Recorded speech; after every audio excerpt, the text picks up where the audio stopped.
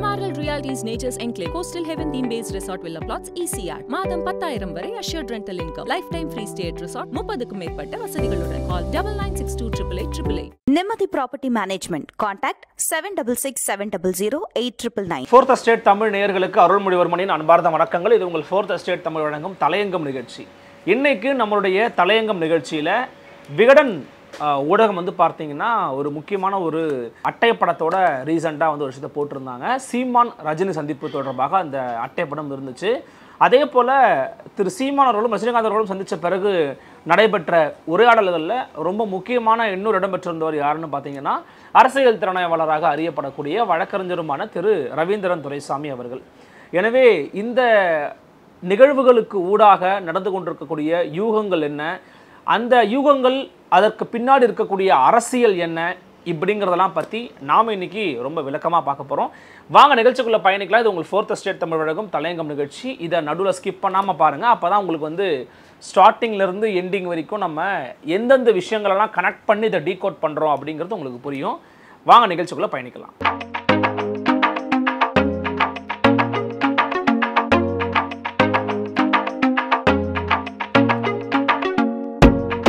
So முதல்ல நம்ம வந்து இந்த விஷயம்லாம் எங்கேருந்து ஆரம்பிக்குது அப்படிங்கிறத நம்ம பார்க்கணும். திரு சீமானும் திரு ரஜினிகாந்த் அவர்களும் வந்து பார்த்திங்கன்னா ஒருவரை ஒருவர் சந்தித்து கொள்கிறார்கள் திரு ரஜினிகாந்த் அவர்களுடைய வீட்டில். ஸோ இது வந்து பார்த்திங்கன்னா ஒரு தனி நபர் சந்திப்பு தான் அப்படிங்கிறத திரு சீமான் தரப்பு உறுதிப்படுத்திட்டாங்க. ரஜினிகாந்த் அவர்கள் வந்து பார்த்திங்கன்னா பொதுவாக இந்த மாதிரி சந்திப்புகள் கொடுத்து வெளியில் பேச மாட்டார். பட் ஆனால் சீமான் வந்து அந்த ஃபோட்டோ வெளியே வந்ததன் காரணமாக அதை குறித்த விஷயங்களை வெளியில் வந்து ஷேர் பண்ணிக்கிட்டார். ஸோ அந்த அடிப்படையில் இதை வந்து யார் நிகழ்த்தி இருப்பாங்க, இந்த சந்திப்புக்காகலாம் யார் காரணம் அப்படின்னு நம்ம வந்து அவங்க கட்சிக்காரங்கள்ட்டே நம்ம வந்து பேசும்போது அவங்க தெரிவித்த கருத்து அடிப்படையில் பார்க்கிற பொழுது அவருடைய பர்த்டேக்கு அந்த நெருங்குற நேரத்தில் அவங்க வந்து அந்த வேட்டையின் திரைப்படம் குறித்து 2 பேரும் பேசியிருக்கிறாங்க. தமிழ்குமரன் அவர்கள் மூலமாக நம்ம பாட்டாளி மக்கள் கட்சியினுடைய தலைவர் இருக்கார் பார்த்தீங்களா, அவருடைய மகன் தான் தமிழ்குமரன் லைக்கால இருக்கிறாரு. ஸோ அவருடைய மூலமாக ஒரு கான்ஃபரன்ஸ் காலில் வந்து ரஜினியோட திரு சீமான் பேசியிருக்காங்க.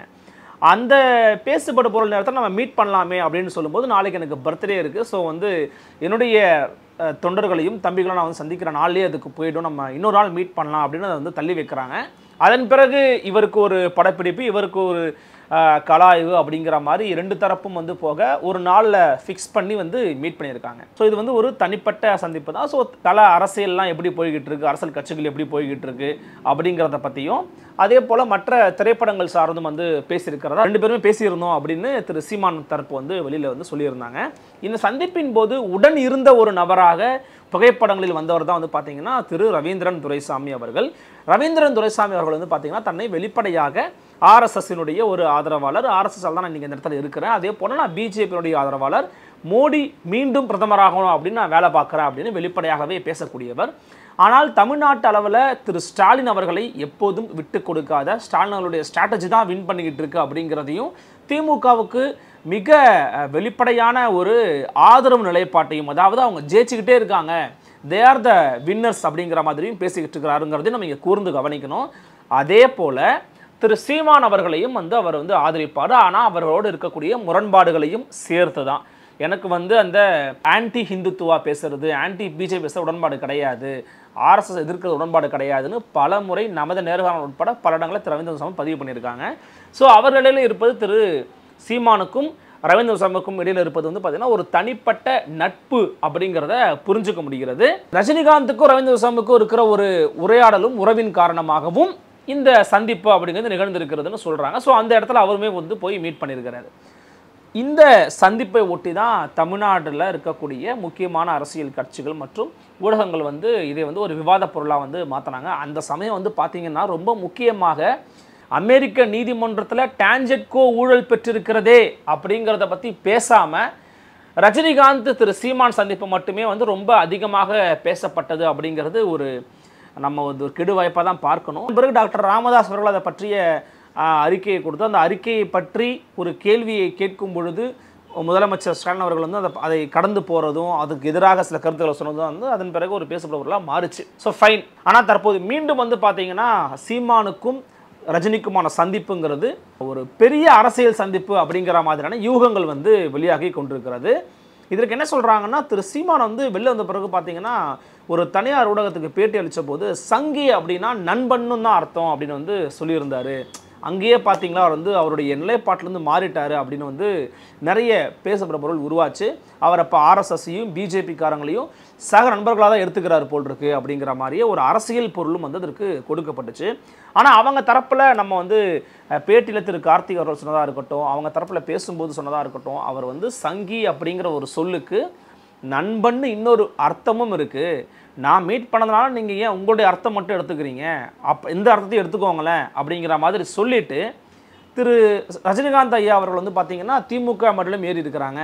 அப்போ திமுககாரங்க சங்கியா அப்படின்னு சொல்லி சங்கிக்கான இன்னொரு அர்த்தம் இருக்கு இல்லையா, அந்த அர்த்தத்தையும் சொல்லி அங்கே கேட்குறாரு. ஸோ அவர் வந்து அங்கே நான் சந்திச்சா நீங்கள் ஏன் இப்படி சொல்கிறீங்க, என்னை இப்படியும் பார்க்கலாம்ல அப்படின்னு அங்கே டிஃப்ரென்ஷியேட் பண்ணுறதுக்காக தான் சொன்னாரே தவிர அவர் அங்கே காம்ப்ரமைஸ்லாம் ஒன்றும் பண்ணலை. அவர் வந்து மாற்றியும் வந்து பேசலை அப்படின்னு சொல்கிறாங்க நாம் தமிழர் கட்சியினுடைய நிர்வாகிகளும் தொண்டர்களும். ஸோ இந்த விஷயத்தையும் வந்து எதிர் அரசியல் இருக்கிறவங்க பயன்படுத்திக்கிறாங்க.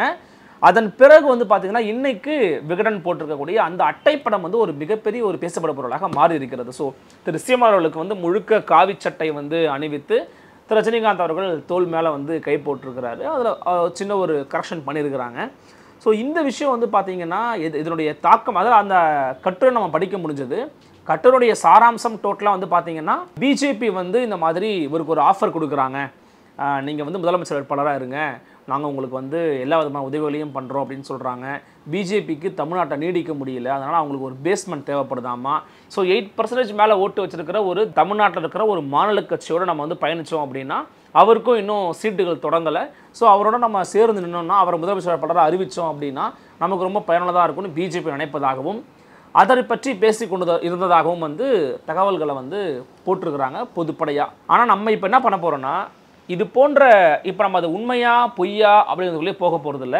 ஆனால் நம்மளுடைய ஸ்டாண்ட் ஒன்று இருக்கும் இல்லையா, நம்ம ஸ்டாண்டை படி பார்த்தோம் அப்படின்னா இது போன்ற பல யூகங்களுக்கு சாத்தியம் இருக்கா இல்லைன்னு நம்ம பார்க்க போகிறோம். ஸோ இது நம்ம ஒரு யூகமாக எடுத்துப்போம். இந்த யூகம் வந்து முதல்ல எடுபடுமா அப்படின்னு ரெண்டு தரப்பும் யோசிப்பாங்கல்ல.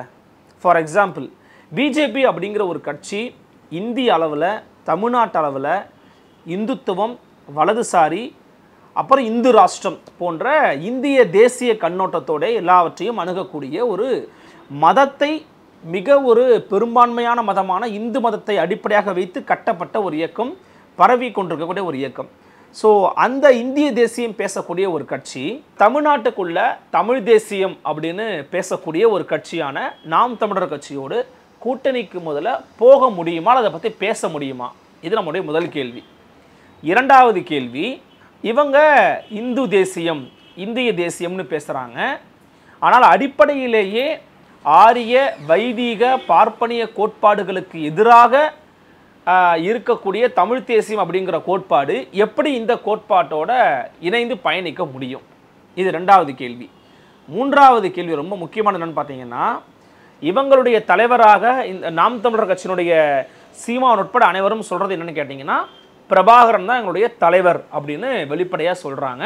அவருடைய படங்களை தான் பட்டி தொட்டி எங்கும் பயன்படுத்துகிறாங்க, தங்களுடைய பாக்கெட்லேயும் பயன்படுத்துகிறாங்க, மேடைகள்லையும் பயன்படுத்துகிறாங்க, எல்லா இடங்கள்லையும் பயன்படுத்துகிறாங்க. பிரபாகரனை நாங்களும் வந்து ஏற்றுக்கிறோம் அப்படின்னு பாஜக சொல்லுமா? தமிழீழ விடுதலை அதுதான் வந்து எங்களுடைய இலக்கு, நாங்கள் தமிழ் தேசிய ஆட்சியை தமிழ்நாட்டில் நிறுவுகிற பொழுது இந்திய ஒன்றியத்தில் இருக்கக்கூடிய பல்வேறு தேசிய இன அரசுகளோடு கலந்து பேசி அதற்கான ஒரு முன்னெடுப்பை நாங்கள் எடுப்போம்னு சொல்லி கொண்டிருக்கக்கூடிய நாம் தமிழர் கட்சி எப்படி பிரபாகரனையும் தனித்தமிழீழ கோரிக்கையும் நிராகரிக்கக்கூடிய ஒரு கட்சியோடு அடிப்படையில் கூட்டணி வைக்க முடியும், அல்லதை பற்றி சிந்திக்க முடியும்? எனவே இங்கேயே நமக்கு வந்து இது வந்து எப்படி யூகங்கள் அடிப்படையில் கட்டமைக்கப்படக்கூடிய வாதங்கள் அப்படிங்கிறத ரொம்ப சுலபமாக வந்து புரிஞ்சுக்கலாம். இன்னொரு பக்கம் நம்ம வந்து பார்க்கலாமே.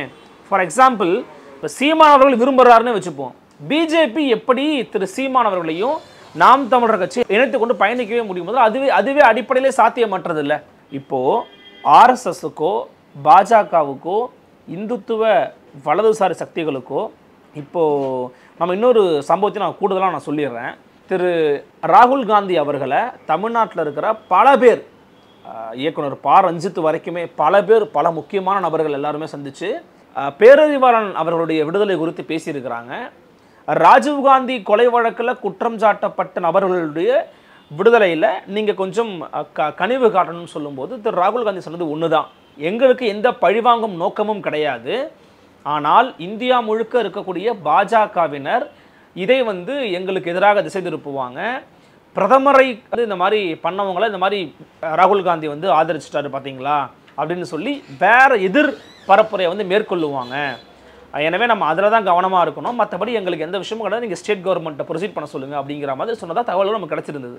ஸோ அந்த இடத்துலேயே இப்படிப்பட்ட ஒரு விஷயத்தை வந்து பிஜேபி பண்ணணும்னு கணிக்கக்கூடிய காங்கிரஸ் தலைமை பிஜேபிக்காரங்க நாம் தமிழர் கட்சியோட கூட்டணி வச்சாங்க அப்படின்னா காங்கிரஸ் என்ன மாதிரியான ஒரு ரோலை ப்ளே பண்ணுவாங்கங்கிறத கணிக்க மாட்டாங்களா? காங்கிரஸ் கட்சிக்காரங்க தமிழ்நாட்டில் இருக்கக்கூடிய காங்கிரஸ் கட்சியே பேசுவாங்க, எப்படி ஒரு இந்திய நாட்டினுடைய பிரதமரை சில இடங்களில் வந்து திரு சீமான் அவர்கள் பேசுகிற பொழுதே கூட ஒரு முறை மிகப்பெரிய சர்ச்சையாச்சு. ஆமாம், நாங்கள் தான் வந்து புதைச்சோங்கிற மாதிரி அவர் பேசும்போது அது மிகப்பெரிய ஒரு சர்ச்சையாக மாறியது. அந்த மாதிரி சொன்ன ஒரு கட்சியோடு நீங்கள் எப்படி கூட்டணி வைப்பீங்கன்னு காங்கிரஸே நாளைக்கு வந்து பிஜேபியை கண்டிப்பாக வந்து விமர்சனம் பண்ணுவாங்க. அவங்களுக்கு ரொம்ப லாபகமான ஒரு வாய்ப்பாக இதை மாற்றி இந்தியா முழுக்க இதை ப்ரொபகண்டாவை கூட காங்கிரஸ் பண்ணும். போய் நாம் தமிழர் கட்சியோட ஒரு தமிழ் தேசியம்னு பேசக்கூடிய, ஏன்னா இப்போ காங்கிரஸுக்கும் பிஜேபிக்கும் இருக்கிற ஒரு முகம் என்னன்னு கேட்டிங்கன்னா தேசிய முகம் தான். அப்போ இந்த தேசியவாதம் பேசுகிறவங்களுக்கு எதிரான ஒரு நிலைப்பாடு என்னன்னா தனியாக இருக்கக்கூடிய ஸ்டேட் அட்டானமஸ் பேசுறது, அதாவது மாநில தேசியவாதம், மொழிவழி தேசியவாதத்தை வந்து ரொம்ப தீவிரமாக பேசுறது அவங்களுக்கு வந்து எதிரானதாகத்தான் அவங்க இன்றைக்கி வரைக்குமே பார்ப்பாங்க. அப்போ தமிழ் தேசியம்ங்கிற கோட்பாடை பேசுகிறவங்களோட, பிரிவினைவாதம் பேசுகிறவங்களோட, அப்புறம் வந்து இவங்க தனியாக வந்து போயிருக்கிற அளவுக்கு பேசக்கூடியவங்க. நான் திரு சீமான் அவர்கள் ஒருத்தர் சொன்னார், பல மொழி இருந்தால் ஒரு நாடு இருக்கும், ஒரு மொழி இருந்தால் பல நாடு பிறக்கும் அப்படின்னு பேசின ஒரு நபரோட நீங்கள் எப்படி இங்கே கூட்டணி வைப்பீங்க அப்படின்னு காங்கிரஸ் கட்சியும் நாளைக்கு பிஜேபி நோக்கி கேள்வி கேட்கும். அப்போது சீமான் நினச்சாலுமே பிஜேபியால் வந்து சீமானோட சேர்த்துக்கவும் முடியாது, சீமான் நினச்சாலும் பிஜேபியோட போகவும் முடியாது. அப்படிங்கிறது தான் இயல்பில் இயற்கையில் இருக்கக்கூடிய கலை யதார்த்தமாக நம்ம வந்து பார்க்குறோம். எனவே இப்போ நம்ம அடுத்த யூகத்துக்கு நம்ம வருவோம். ஸோ இதெல்லாம் வந்து எப்படி யூகமாக இருக்குன்னு வந்து இங்கே பார்க்கணும். நம்முடைய கருத்தை நம்ம இதெல்லாமே யூகம்னு நம்ம சொல்கிறோம். இப்போ இன்னொரு யூகம் பாருங்கள் என்ன சொல்கிறாங்க அப்படின்னா, பிஜேபி வந்து எதிர் சித்தாந்தமாக இருந்தால் கூட பரவாயில்லன்ட்டு இவரோட கூட்டணி வைப்பாங்க அப்படின்னா அதுக்கு அவங்க திமுகவோட கூட்டணி வச்சுட்டு போயிடலாமே. இப்போ அவங்களுக்கு வந்து ஆட்சி தான் அமைக்கணும் அல்லது வந்து வெற்றி தான் முக்கியம் அப்படின்னா அவங்க திமுகவோடய போய் கூட்டணி வைக்கலாமே. அப்போ திமுக அதை விரும்பலை. அப்போ இங்கே என்ன ஒரு சினாரியோ கிரியேட் ஆகுதுன்னு பார்த்தீங்கன்னா, தமிழ்நாட்டில் எப்போதுமே இருதுருவ அரசியல் அப்படிங்கிறது தான் இருக்கணும்.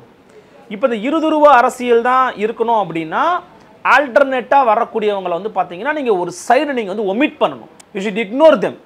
அப்போ அந்த மாதிரி இக்னோர் பண்ணணும் அப்படின்னா அதற்கான வாய்ப்பு இருக்கா அப்படின்னு பார்த்தீங்கன்னா இல்லை. ஏன்னா அவங்க ஆல்டர்னேட்டாக தனித்து இயங்கக்கூடிய, அதே சமயம் எந்த கட்சியோடு கூட்டணி வைக்காமல் இருக்கக்கூடிய ஒரு கட்சியாக இருக்கிறாங்க.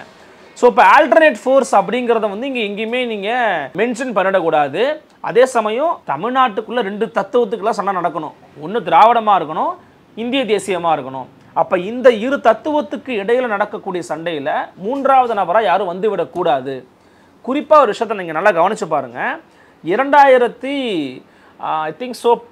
மக்கள் நீதி மையம் ஆரம்பிக்கிறதுக்கு முன்னாடி நினைக்கிறேன் 2009க்கு பிறகு கூட நீங்கள் பாருங்களேன், அதிகமாக அல்லது பெரும்பாலும் 99% மேலே திராவிடம் அல்லது திராவிட சொல்லை தாங்கிய அடையாளத்தை தாங்கிய கட்சிகள் பெரிதாக மலரவில்லை. பெரிய கட்சிகள், மக்கள் நீதி மையம்னு ஒரு கட்சி ஆரம்பித்தாங்க, அம்மா மக்கள் முன்னேற்ற கழகம்னு ஒரு கட்சி ஆரம்பித்தாங்க. திராவிடம்ன்ற பேர் இல்லைன்னு நாலு சம்பத்து வெளியே வந்தார்னு சொன்னார். அதன் பிறகு தமிழக வெற்றி கழகம்னு ஆரம்பிச்சிருக்கிறாங்க. இந்த மாதிரி தமிழ் அடையாளங்களை உள்வாங்கிய கட்சிகள் மலர்வது தான் சமீபத்திய ட்ரெண்டாக இருக்குது. ஏன் அதுக்கு ஒரு மிகப்பெரிய உதாரணம் என்னென்னு கேட்டிங்கன்னா, நம்ம இந்த இடத்துல ஒரு முக்கியமான விஷயத்தையும் பார்க்கணும். ஒரு புதிய ஆல்டர்னேட் ஃபோர்ஸாக தன்னை பிரைமரி ஃபோர்ஸாக முன்னிறுத்தி அரசியல் கட்சியை துவங்கி இருக்கக்கூடிய திரு விஜய் அவர்கள் வந்து பார்த்திங்கன்னா, தமிழ் தேசியமும் திராவிடமும் இந்த தமிழ் மண்ணின் இரு கண்கள் என்பது என்னுடைய தாழ்மையான கருத்துன்னு பேசியிருந்தாங்க. அப்போது அவங்களுக்கு என்ன ஒரு விஷயத்தை வந்து உணர்ந்துக்கிட்டாங்க அப்படின்னா, இந்திய தேசியத்துக்கு மாற்று கருத்துக்களை முன்வைக்கக்கூடிய தத்துவங்களாக தமிழ்நாட்டில் திராவிடமும் தமிழ் தேசியமும் இருக்குது அப்படிங்கிறத முழுமையாக நம்புகிறாங்க. பிகாஸ் தமிழ் தேசியம் அப்படிங்கிற ஒரு கான்செப்ட் வந்து இன்றைக்கி வெகுஜன மக்கள் மத்தியில் ஒரு பேசப்பட்ட பொருளாக வந்து மாறிக்கிட்டு இருக்கு. அப்போது இளைய சமூகத்திடம் தமிழ் தேசியம் அப்படிங்கிற ஒரு கான்செப்ட் போய் ரீச் ஆயிருக்குது அப்படின்னா அதுக்குன்னு ஒரு ஓட் பேங்க் வந்து கிரியேட் ஆயிருக்குன்னா நம்ம அதை விட்டுறக்கூடாது அப்படின்னு புதிய சக்தியாக களத்திற்கு வந்திருக்கக்கூடிய திரு விஜய் அவர்களும் நம்புகிறார், எண்ணுகிறார். அவரை என்ன வைத்திருப்பது என்னன்னு பார்த்தீங்கன்னா இன்னைக்கு தமிழ்நாட்டில் இருக்கக்கூடிய ட்ரெண்டு தான். ஸோ தமிழ்நாட்டில் இருக்கக்கூடிய இந்த புதிய ட்ரெண்ட் அப்படிங்கிறது யாருக்கு வந்து இடைஞ்சலாக இருக்குன்னு பார்த்தீங்கன்னா நிச்சயமாக ஆளும் தரப்புக்கு அல்லது திமுகவுக்கு இடைஞ்சலாக இருக்க நிறைய வாய்ப்புகள் இருக்குது. ஏன்னா நம்ம 2 பேரும் சண்டை போட்டுக்கலாம், தேவையில்லாமல் இன்னொரு ஒரு ஃபோர்ஸ் வந்து அந்த பேரில் உள்ளே வரக்கூடாது அப்படின்னா அவங்கள முதல்ல ஈஸியாக காலி பண்ணணும்னா இவங்க ஆல்டர்னேட் கிடையாது. தே ஹாவ் அலை வித் பிஜேபி. அவங்களும் இந்த போன்ற ஒரு தத்துவங்களோட இணங்கி சமரசமாக போகக்கூடியவங்க தான் அப்படிங்கிற மாதிரியான ஒரு யூகத்தை வந்து உருவாக்குவதாக நாம் வந்து நினைக்கிறோம். இது நம்மளுடைய பார்வையாக தான் நம்ம சொல்கிறோம். ஏன் அப்படின்னா அடிப்படையிலேயே இப்போ நான் முன்னாடி உங்களுக்கு சொல்லியிருந்தேன், அடிப்படையிலேயே எங்கேயுமே ஜெல் ஆகாத மோடி இன்டர்நேஷனல் புரோக்கர்னு சொல்லக்கூடிய திரு சீமானை எப்படி மோடி அழைச்சி கொண்டு அலையன்ஸை சேர்ப்பார்? அதுக்கான சாத்தியம் ரொம்ப ரொம்ப குறைவு, அதுக்கான வாய்ப்புகளுமே இல்லை. அதே சமயம் இந்த மாதிரி பேசினாங்க, பேரங்கள் பேசியிருப்பாங்க, அது நிராகரிச்சிட்டாரு அப்படிங்கிற இடத்துக்கே நம்ம போகிறதுக்கு முன்னாடி, ஏன்னா அது உண்மையாக பொய்யாங்கிறது யாருக்குமே தெரியாது. ஆனால் இவை எல்லாமே ஒரு யூகங்கள் அடிப்படையில் பேச வாய்ப்புகள் இருக்குங்கிறதுனால வந்து யூகிக்க முடிகிறது. இது ஒரு யூகம் தானே. இந்த யூகத்தை எப்படி வந்து நடைமுறையில் சாத்தியமில்லாத ஒரு விஷயத்தை எப்படி அவங்க வந்து பண்ண முடியும்? அப்படி பண்ணாங்கன்னா 2 பேருக்குமே தற்கொலை தான். அது அந்த 2 பேருக்குமே தற்கொலை முடிவு தான் அப்படிங்கிறது 2 பேருக்குமே தெரியும். அப்படி தெரிகின்ற பொழுது அதற்கான சாத்தியம் இல்லை, அதற்கான இது வந்து யூகம் தான் அப்படிங்கிறத நம்ம வந்து இதில் வந்து புரிஞ்சுக்கவே முடியும். திராவிடம் அப்படிங்கிற கோட்பாடும் ஆரியம் அப்படிங்கிற கோட்பாடும் 2 பேருமே வந்து ஒன்று தான். இவங்க 2 பேருமே ஒன்றா சேர்ந்து தமிழர்களை வஞ்சிக்கிறாங்க. சாதி ஒழிப்பும் இன விடுதலையும் தான் தமிழ் தேசத்தினுடைய அடிப்படை கூறாக வெகு நாட்களாக பேசப்பட்டு கொண்டும் வருகிறது. அந்த அடிப்படையில் பார்க்கின்ற பொழுது திராவிட கட்சிகளும் கிட்டத்தட்ட இந்த கூறுகளை உள்வாங்கி தான் தங்களோட அரசியலை வந்து பண்ணிக்கிட்டு இருக்காங்க. ஆனால் அவங்க சொன்ன எதையும் செய்யலை. இன்னொன்று அடையாள மறைப்பை வந்து பண்ணிட்டாங்க அப்படிங்கிற ஒரு குற்றச்சாட்டையும், ஆரிய பார்ப்பனியமய கோட்பாடுகளை உள்வாங்கி கொண்டிருக்கக்கூடிய பாஜக உள்ளிட்ட வலதுசாரி சக்திகள் தமிழ்நாட்டில் காலூன்றவே கூடாது அப்படிங்கிற இன்னொரு விஷயத்தையும் தொடர்ந்து வலியுறுத்தி கொண்டிருக்கக்கூடிய ஒரு கட்சியை, ஒரு நபரை நிச்சயமாக எந்த ஆளும் தரப்பும் வந்து விரும்பாது, அல்லது அவங்க வந்து பேசுகிறதையோ அடுத்த கட்டமாக நோக்கி நகர்வதையோ விரும்பாது. ஏன்னா இன்றைக்கி ஆல்டர்னேட் ஃபோர்ஸ்னு சொன்ன மக்கள் நீதி மையம் திமுகவில் வந்து கரைஞ்சு போயிருக்கிறாங்க. அம்மா மக்கள் முன்னேற்ற கழகம் வந்து ஒரு கடுமையான ஒரு சூழலில் இருக்கிறாங்க. மாற்றுன்னு சொன்ன பெரும்பாலும் தேமுதிக இன்றைக்கி வந்து ஒரு கூட்டணி கட்சியோடு தான் பயணிக்க வேண்டிய ஒரு கட்டாயத்தில் இருக்கிறாங்க. தமிழ்நாட்டின் எதிர்க்கட்சியாக வந்து திகழ்ந்தவங்க. ஏன்னா ஒவ்வொருவருமே ஒரு செட்பேக்கில் இருக்கிறாங்க. அப்போ அப்படியான செட்பேக்கில் இருக்கும்போது இப்படியான ஒரு புதிய ஃபோர்ஸ் வந்து அல்லது ஒரு ஃபோர்ஸ் தொடர்ந்து இயங்கிக்கிட்டே இருக்கிறது அப்படிங்கிறது நிச்சயமாக ஆளுந்தரப்புக்கு வந்து ஒரு பாதிப்பு தான். ஒரு முறை வந்து தமிழ் தேசிய பேரியக்கத்தோட கி வெங்கட்ராமன் அவர்கள் பேசும்போது ஒரு விஷயத்தை பதிவு பண்ணியிருந்தாங்க. அந்த விஷயத்தை நான் இப்போ வந்து கனெக்ட் பண்ணி பார்க்கும்போது ரொம்ப மேட்சிங்காக இருக்காதனால நான் உங்களுக்கு சொல்கிறேன். ஒரு சன்னிஸ் விவாதம் நினைக்கிறேன். அந்த சன்னிஸ் விவாதத்தில் வந்து பார்த்தீங்கன்னா ஐயா கீவே கலந்துக்கிறாங்க, இந்திய இராணுவ வீரர் ஒருத்தர் கலந்துக்கிறாரு. கிட்டத்தட்ட ஒரு 2000 அது போன்ற ஒரு காலகட்டம் நான் நினைக்கிறேன், அந்த மாதிரியான ஒரு காலகட்டமாக இருக்கும்னு நினைக்கிறேன். அப்படியான ஒரு காலகட்டத்தில் வந்து பங்கெடுக்கும் போது அது இந்திய தேசியத்தை குறித்து இது ஒரு விவாதம். அது அந்த நேரத்தில் கீவே அவர்களை பார்த்து என்ன சொல்கிறாங்கன்னா, இவங்கெல்லாம் ரொம்ப ஆபத்தானவங்க, these people are very dangerous அப்படின்னு சொல்லி கீவேவை பார்த்து சொல்கிறதா வந்து கீவே அவர்கள் பதிவு பண்ணாங்க.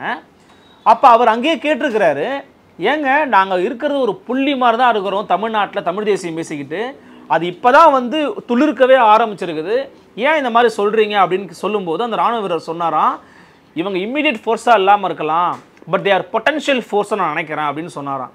அவங்க இன்றைக்கி உடனடியான ஒரு த்ரெட்டாக இருக்க மாட்டாங்க, ஆனால் எதிர்காலத்தில் ஒரு ஆற்றல் வாய்ந்த ஒரு சக்தியாக மாறது நிறைய வாய்ப்பு இருக்குது அப்படின்னு சொல்லியிருக்கிறாராம். அதனால தான் இன்றைக்கி விஜய் அவர்கள் வரைக்குமே தமிழ் தேசியம் அப்படிங்கிறத சேர்த்து கொண்டு பயணித்தாக வேண்டிய கட்டாயத்துக்கு வந்திருக்கிறாங்க. புதிய சக்திகள் யார் வந்தாலும் தமிழ் அடையாளங்களையும் தமிழ் தேசிய அடையாளங்களையும் உள்வாங்காமல் தமிழ்நாட்டில் இனிமேல் அரசியல் பண்ண முடியாத சூழலுக்கு வந்து உள்ளாகி இருக்கிறாங்க அப்படிங்கிறத பதிவு பண்ணியிருந்தாங்க ஒரு பேச்சு கூட்டத்தில். ஸோ அதை இன்றைக்கி வந்து கனெக்ட் பண்ணி பார்க்க வேண்டிய ஒரு தேவை இருக்குன்னு நான் நினைக்கிறேன். ஸோ இதில் எல்லாருக்குமே ஒரு அஜெண்டா இருக்குன்னு வந்து பொதுவாக விமர்சனங்கள் இருக்கிறது. பிஜேபிக்கு ஒரு அஜெண்டா இருக்கலாம், ரவீந்திரன் துரைசாமிக்கு ஒரு அஜெண்டா இருக்கலாம், அல்லது வந்து விகடன் போன்ற பெரு நிறுவனங்களுக்கு அஜெண்டா இருக்குன்னு விமர்சனங்கள் வைக்கிறாங்க நாம் தமிழர் கட்சியிலிருந்து. அப்போ இப்படியாக தொடர்ந்து ஒரு விஷயங்கள் உருவாகிற பொழுது நாம் இதை வெளியிலிருந்து பார்த்தோம் அப்படின்னா யூகங்கள் எப்படியெல்லாம் கட்டமைக்கப்படுகிறது அப்படிங்கிற ஒரு முடிவுக்கு நாம் வர முடிகிறது. எனவே நம்ம சில விஷயங்களை யூகம்னு ரொம்ப சுலபமாக சொல்லிடலாம். எப்படி அப்படின்னா அதற்கான சாத்தியமே இருக்காது, சேருவதற்கான சூழலே இருக்காது, அடிப்படையே தகர்த்து எறியப்படும், அல்லது அடிப்படையிலேயே வந்து அங்கே ஒன்று சேர வாய்ப்பே இல்லாமல் இருக்கும். எந்த ஒரு விஷயத்தோடையும் ஒன்றா சேர முடியாது. நீங்கள் திமுகவை ஒழிச்சிருவோம் வாங்க அப்படின்னா வாய்ப்பே இல்லையே, அதுக்கே நீங்கள் சாத்தியம் இல்லை. ஏன்னா இதுக்கு ஒரு முறை திரு சீமானே பதில் கொடுத்துருக்கிறாரு. பிளாக் ஷீப் ஊடகத்தில் நினைக்கிறேன், ஒரு முறை பேசும்போது திமுகவோடு நடப்பது அங்காளி பங்காளி சண்டை, பாஜக என்பது எங்களுக்கு பகையாளி சண்டை, எங்களுக்கு கூட நாங்கள் பார்த்துக்கிறோம், நீங்கள் உள்ளே வராதிங்கன்னு வந்து திரு சீமான் பேசியிருப்பார். ஸோ அந்த அடிப்படையில் பார்க்கும்போது இவங்க 2 பேரையும் ஒரே தராசில் வச்சு எதிர்த்தா தான் இவருடைய அரசியல் அப்படிங்கிறது நடைபெறும். அப்படிங்கிறதன் காரணமாக 2 பேரையும் ஒரே மோடில் அட்டாக் பண்ணுறாரு அப்படிங்கிறதையும் பார்க்குறோம். தமிழ்நாட்டில் அது தீவிரமாக திமுக மீது தெரியும். காரணம் என்னன்னா திமுக தான் ஆளுங்கட்சியாக இருந்து கொண்டிருக்கிறது. இந்த அடிப்படையில் பார்க்கின்ற பொழுது இந்த யூகங்களுக்கு சாத்தியமும் கிடையாது, இது எல்லாம் யூகம் தான் அப்படிங்கிறத நம்மளால் வந்து புரிந்து கொள்ள முடிகிறதுன்னு நான் நம்புகிறேன். என்னுடைய கருத்தையும் வந்து நான் வந்து பதிவு பண்ணியிருக்கிறேன். உங்களுடைய எண்ணங்கள் என்ன அப்படிங்கிறதை கமெண்ட் செக்ஷனில் பதிவு பண்ணுங்கள். மற்றும் ஒரு தலையங்கம் நிகழ்ச்சியில் மற்றும் ஒரு தலைப்பில் சந்திக்கிறேன். நன்றி, வணக்கம்.